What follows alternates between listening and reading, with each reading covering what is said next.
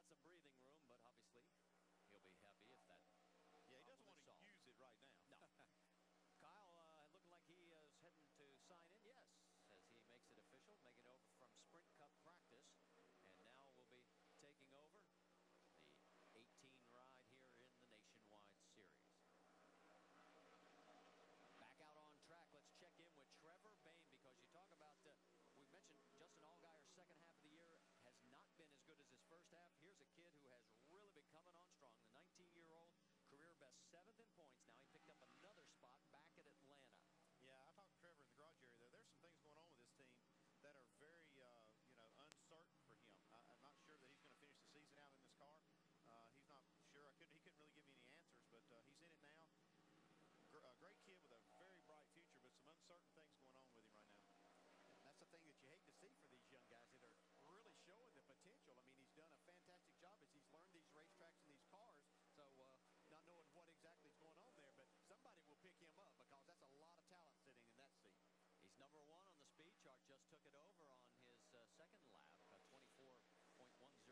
Here's his comparison. First 18 starts, just the 1 top 5. Look at the last 9. 3 poles, 4 top 5s, 10.5 average finish. That's pretty good. Yeah, that 10.5, you're getting into championship caliber team right there and drivers. So, when you make that kind of progression, you got to think that the next year is going to be even better yet. Well, Trevor back in the pit lane. He missed the first go-around, showing you what happened here, and it's not hard to do here. Well, he's probably trying to practice this to see how it's going to work for him on Saturday. And Dale, this is one of the toughest tracks to get on pit road. Yeah, if not the hardest, because you carry a lot of speed. There's not a lot of room right there. You think you can drive around there further than you can.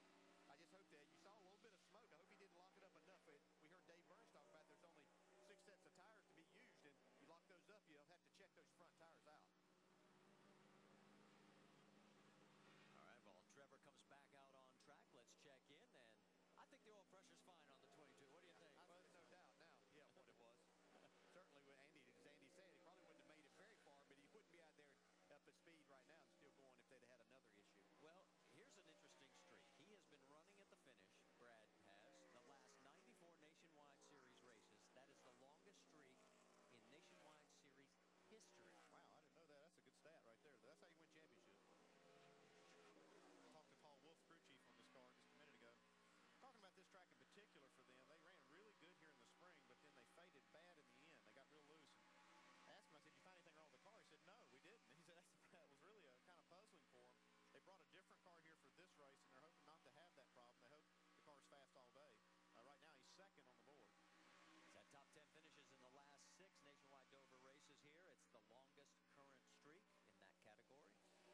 that category.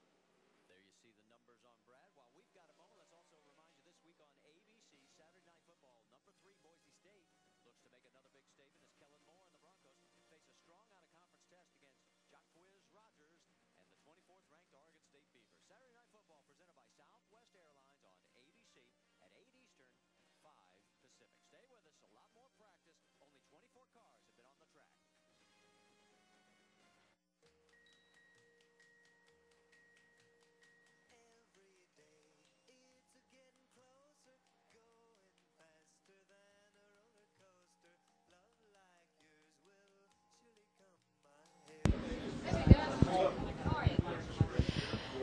Greetings, everybody. We're back at it up at the front of the room. If you could hold down your conversations, that would be great. Matt Kenseth has joined us, but before we get started with Matt, I want to give you a heads up that Richard Childress will come in the Media Center this afternoon at 2:30. He will be in here at 2:30, so make sure that you tell. If you see someone who's not in the room who might want to know that, let them know, and we'll try to announce it again beforehand. But let's turn our attention to Matt Kenseth. And before we get started with on-track stuff, you were part of the group that went to Walter Reed this week and made the annual visit over there to the military hospital. Talk about that. Yeah, it was fun.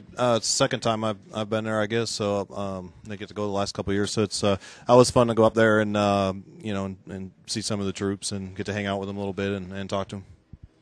Sounds good. Questions for Matt Kenseth? Raise your hand high. so I can see you, and we'll get a microphone to you. Come on, guys, make him work. Pockris, there's Pockris. Bob Pocker, Scene Daily.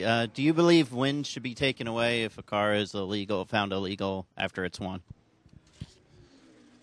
I just think they should be consistent, whatever that is. I don't know a lot about what was wrong and all that, or the penalty or whatever, but I think as long as they're consistent, I think everybody's happy with that. What else for Matt? Oh, right there, needs a microphone right in front, and then we'll go to the back for Mike Mulhern. Let's talk about the weekend, if you could, Matt. Your thoughts about the weekend with the Dover race. Well, I always look forward to coming here to Dover, so we look forward to trying to get qualified today and try to get our car a little better for tomorrow. So we didn't start off good again off of the truck. So hopefully we can get a good lap and learn some things in practice to be decent for Sunday. So I always like coming here. I always look forward to it. It's one of the tracks I have a lot of confidence at, but you still got to get your car to go fast. Let's go Mike Mulhern and then Dave Rodman. And Mike, before you start, let me correct myself. I think I said 2:15 for Richard, and it's 2:30. You said 2:30. Did I say 2:30? Okay. Go ahead, Mike. I'm sorry. Mike Mulhern, MikeMulhern.net.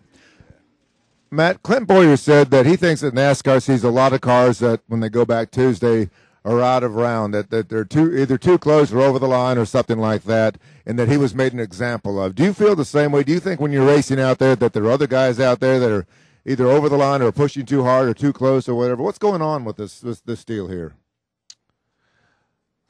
I don't know. I mean, I don't know a lot about it. I mean, I think all the cars, NASCAR set the precedent early that they're going to be real serious with this car, and if anything's out of tolerance, that's what was going to happen, and that's why they give you a little bit of tolerance. And, of course, everybody being racers and trying to get everything you can out of it, you're going to push as close as you can, to the tolerance. So, actually, I think if you look through the last, 6 or 7 years of history, I think there's probably been less people fined and less infractions and less fines and penalties for, things being wrong with cars than what there ever has been, so – so I don't know. Like I said, I don't know a lot about it, but it seems like it happens less than it used to.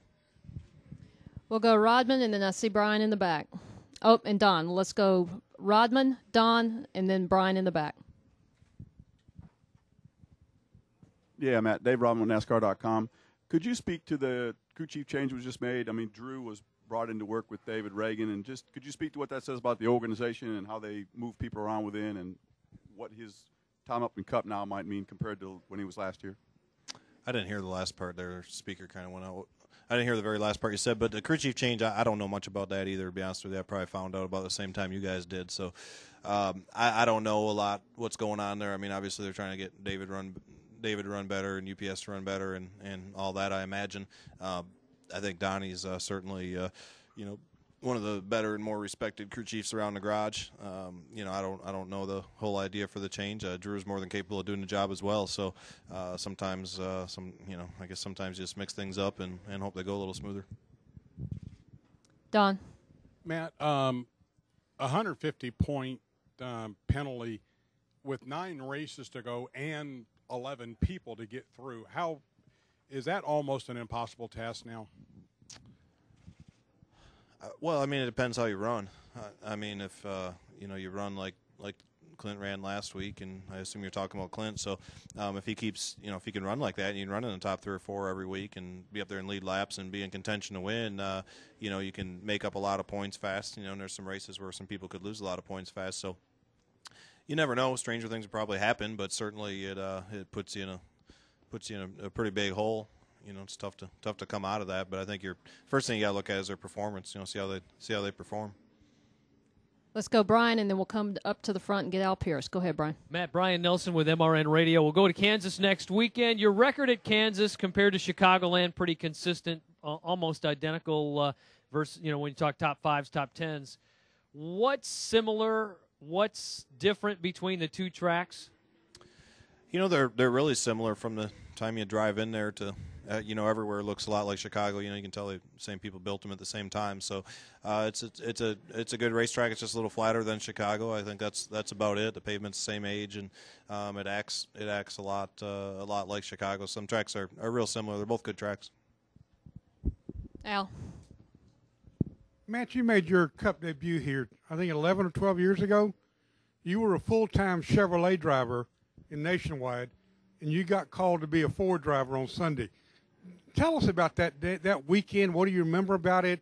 Was it as big? I mean, you finished sixth. You did okay. Was that the weekend that really got you where you are today? Well, no, I think it's more than one weekend. But, yeah, the weekend, I mean, it was obviously under unfortunate circumstances with Bill's father passing away. But, once I got to get in the car and work with Mike Beam and Joe Garoni and them guys, I mean, it was one of the more fun days I've ever had at a racetrack. I mean, there was no pressure. There was no expectations. I wasn't planning on doing that, so I had about a half hour to think about it. So it was a lot of fun. It'd be hard to duplicate that and have that much fun. I remember there was one time we were running second to Mark, and we had a Rusty and Gordon and Earnhardt and all them guys that I used to watch it. Every other week I was watching race on TV on Sundays and got to race against a lot of them guys. And like I said, it was probably one of the most fun times I've ever had in a race car. Honestly, we had a good time. Did they recruit you that day or the day before on Thursday? No, it was about an hour before practice on Friday. Really? Yeah. What else for Matt? Anything else? No one? Matt, thank you. Good luck this weekend.